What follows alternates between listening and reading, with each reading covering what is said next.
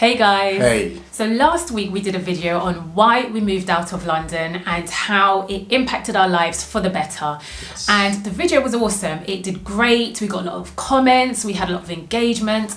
However, there's always two sides to a story, and you did get an odd few people that say that the video was one-sided. So today we want to talk about the benefits of living in London. Yeah, and obviously having lived outside London now for more than a decade, we just hope this video, together with the other one, will give you a balanced picture. So we're going to link below and above. Go and check out part one because you need to see that picture for why we moved out of London. Yes. All right, so let's just jump straight in. If you love the video, if you're loving the sound of this video, by the way, please hit the subscribe button just right there, as well as the like button to show some support for our channel.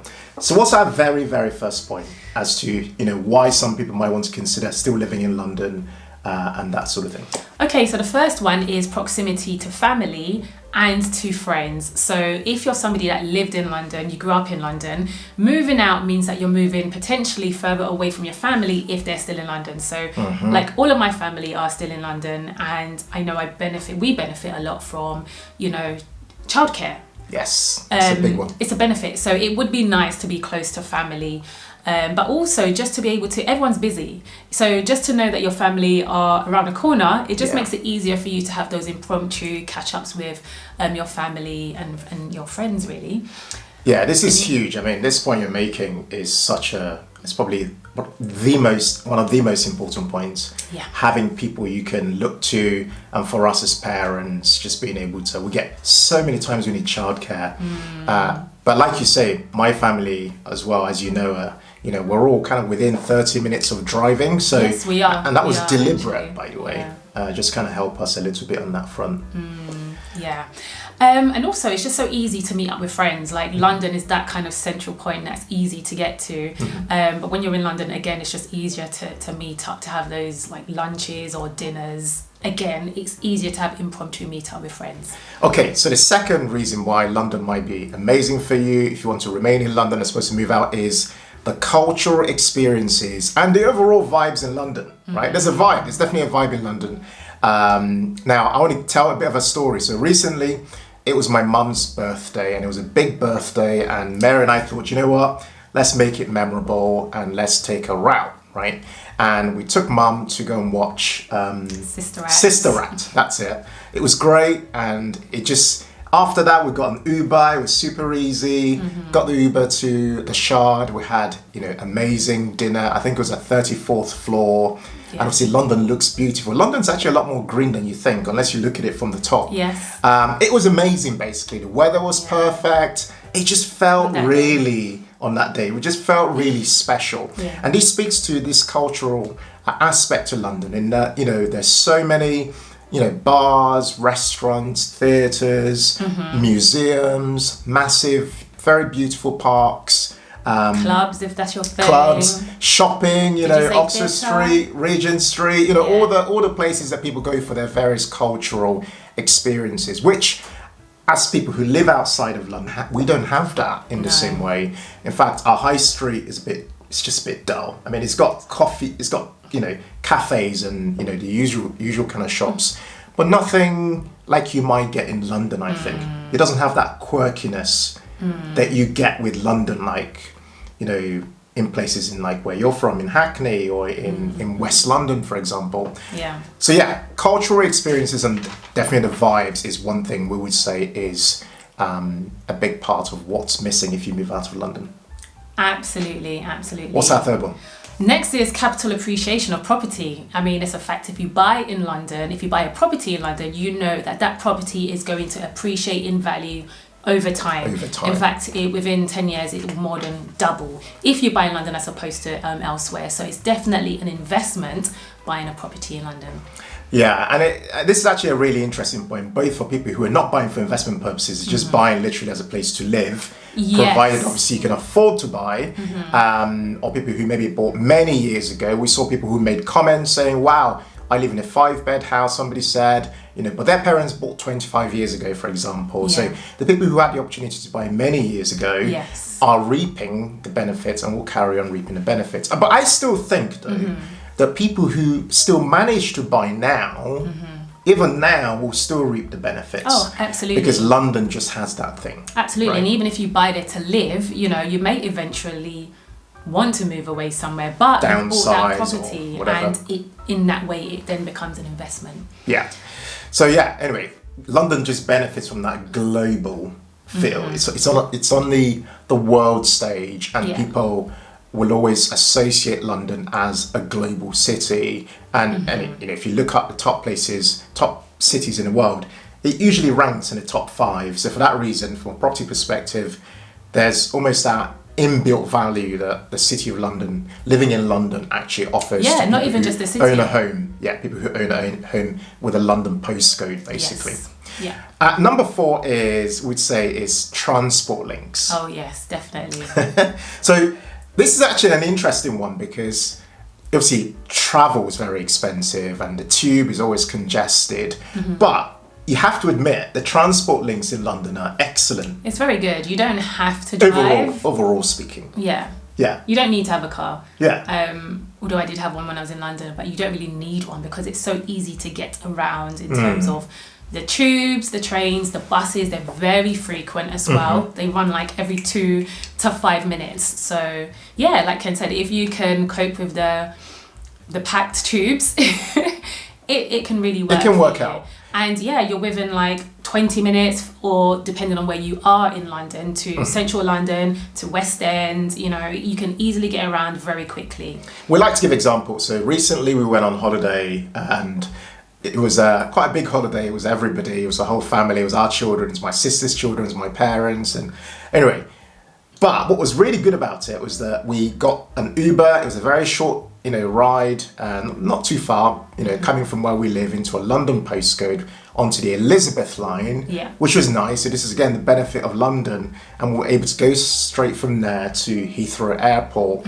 And the cost, normally we'd pay about £120 or £130 to maybe Heathrow Terminal, I don't know, 5 or something from where we live. But this would have cost us maybe a day travel card, going for each of the adults, and the children got on for free. So it's just stuff like that, the accessibility. And I think we benefit from it, not living so far from London. However, if you're somebody who bought a house outside London and you're way out in the sticks, it's just a lot harder. Like, for example, we were chatting to one of our team members before we came onto this call, and she's going on holiday tomorrow. She's had to pay £160 for parking at the airport, and then a load of money for travel to Birmingham airport, because she lives quite remotely. So, London does have that advantage when it comes to, travel, unless you live in a major city, in which case you might then also have quite similar advantages.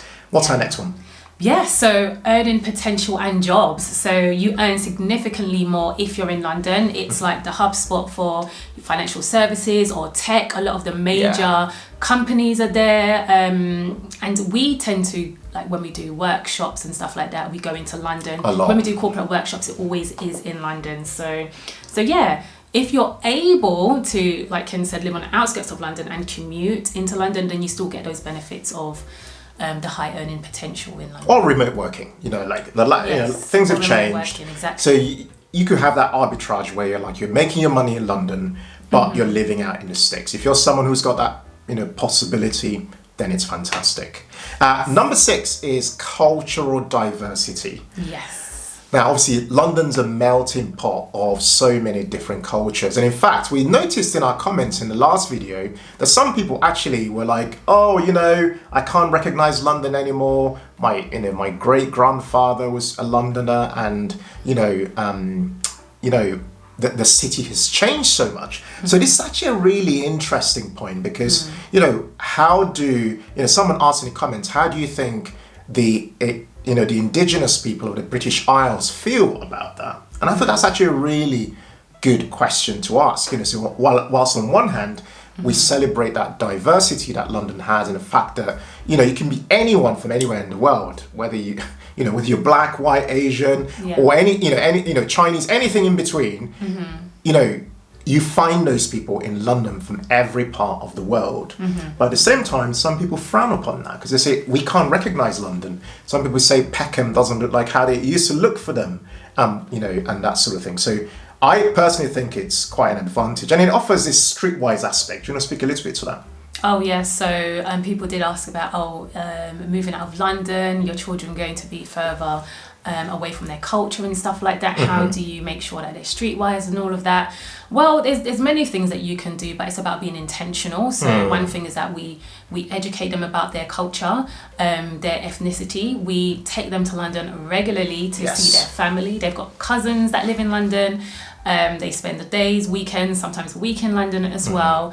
So there's many ways and also where they are now, it's actually still quite diverse in terms of like the children, their ethnicities, schooling. And the schooling. Very, very important, because what we want is for our children to feel secure and confident in the colour of their skin without ever feeling, inferior or somehow. And they're very happy. Our children are very happy anyway. But you can see how this could be challenging for other people 100%. who live very, very far away. Not even just very far away. You just might happen to be in a certain school that is not culturally diverse. Yes. We would advise that you don't do that to your child, because the stories that we've heard is very difficult, and they lose their sense of identity, confidence, self-worth. The list goes on. Definitely, if you are going to move out of London, do your research. Don't just go there blindly because it's a nice area and all of that. What's it like culturally? How diverse is it? What are the schools like if you're going to be raising children? These are such important things to consider when moving out of London. Yeah, and would love to hear your experiences actually as you're watching the video. Which points have resonated with you so far? Please jump in the comments and let us know as you watch. Now, point 7 is ethnic shops and food. This is connected to the point you made about cultural diversity. Now, obviously, we're stating the obvious here. If you live outside of London, it's just a lot harder, depending on what cultural background, what sort of heritage you have, to find certain things. Like, for example, Mary was often say to me, "Babe, can you buy some plantain?" Right? There's a big debate. Which do you call it? Plantain? Like, anyway, put that aside. It's a lot harder, and where we live, we're starting to see a lot more shops sell some of these things that we need. When we fancy some jollof rice, or we're starting to see some like Nigerian restaurants pop up. In the local area. But this would not be the same for everyone. No, it wouldn't. Yeah, exactly. The ideal is that buying these things is like a walking distance, or at least a 5-minute drive, to get these foods like plantain, yams, or whatever it is that your cultural food is. You want to be able to get access to it, and in London you can easily. Like, my mum's in her 70s, my dad's in his 80s, and they want to stay put in Hackney. They don't want to move because they can get everything that they want. It's within a close proximity. They can go to the markets. They can go to the markets. People come from all over to go to like Ridley Market. It's one of the best. So that's what you get access to. But also, the point you mentioned about ethnically diverse, you can get anything from Michelin 5-star restaurants to like street food. So whatever your budget is, you can find something for you, and it's just amazing being able to taste foods from so many different cultures. It's brilliant. So it sounds, anyway. What's number 8? So number 8 is business opportunities. So you have so many opportunities to network in London. Whenever there's any kind of business events, finance events, it's always, majority of the time, it happens in London. Those meetings, those big important meetings, they happen in London. So we can think of many times we've gone into London for these things. So many. We don't mind. We like doing that because we work from home. It's nice to change our environment. It's like a date night. Like, let's go. No, don't go that far. Date night. But it's nice to go into London for these things. Yeah, and I'd also add to that London events just tend to be bigger as well. We've seen certain events maybe in same event done in London versus maybe Birmingham or maybe other smaller cities. The London events just have a lot more, just a lot more excitement to them. Not saying you lot in Birmingham are not. Of course you are. We love our Birmingham. We love coming to Birmingham. But just wanted to say the opportunities are great. And then the 9th point is and this is not all the time, but would say it's excellent schools universities and hospitals. Yes. Now, I wanted to make the point here. Obviously, you look at London universities, for example, whether you're looking at Imperial College or King's College, what have you. Obviously, they're excellent universities, of which I can speak to Cambridge University, where I did my masters, and beyond, outside of London. But I think London offers some. A lot of people come from all over the world to have their children educated in London, but it's mega competitive, as you know, and a lot of it, obviously, it comes back to money. Everything comes back to money at the end of the day for a lot of these places. But for normal schools, obviously, it then comes down to catchment areas, which is the point you made in video 1, where it comes back to this lottery thing, where if you postcode lottery, if you can afford to live there, you can get in there, but if you can't afford it, then it's tricky. Now, I want to talk about hospitals. Actually, it's an interesting one. I once had to go and have a checkup to see a specialist or whatever, and a friend of mine who's a GP gave me some insight. He said there's a way I could basically go and see apply rather than have treatment in my local area. I could go to a London hospital, and I tried and I applied, and they said to me, "You've got an appointment, please come." The thing I noticed about the London hospital in West London, right, is they were not rushing me at all. You got in there, they had, everything just looked good. You could tell there was a lot more budget and a lot more money being spent in these hospitals. And this is just the NHS. And, I was saying to Mary as well, from a private healthcare perspective, when you go to get private healthcare, they've got like a general list of hospitals, and they've got the London list of hospitals where you have all the private hospitals, all the specialists and what have you. Yeah. So I'm saying that to say that even from a hospital perspective, London has a key advantage when it comes to maybe the quality of health being offered potentially. But I'd love to hear your experience about that actually in the comments, because you might have a different view on this particular point. Yeah, London does have some of the best hospitals, the best research hospitals and teaching hospitals, like you said, and specialists. And even we have a friend who, she's moved out of London, but she's still registered in the London hospitals, but her children are registered outside, and she's noticed a significant difference, oh my gosh, in terms of care. But again, it's in a more affluent area of London. Overall, big difference.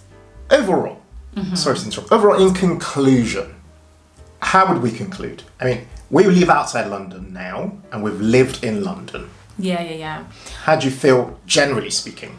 I think it just depends on where you are in your stage of life. Somebody finally said in the comments that moving out of London, I can't remember specifically where she was referring to, whether it was Kent, but she said that, that place is where people go to die. Absolutely not. That's just so hilarious. I found it funny, actually. If you're rich and you can afford to live in London, please do. Yes. If you're young, you're in your teens or your 20s, maybe early 30s, and you don't mind like house sharing and stuff like that, again, London is great to live in.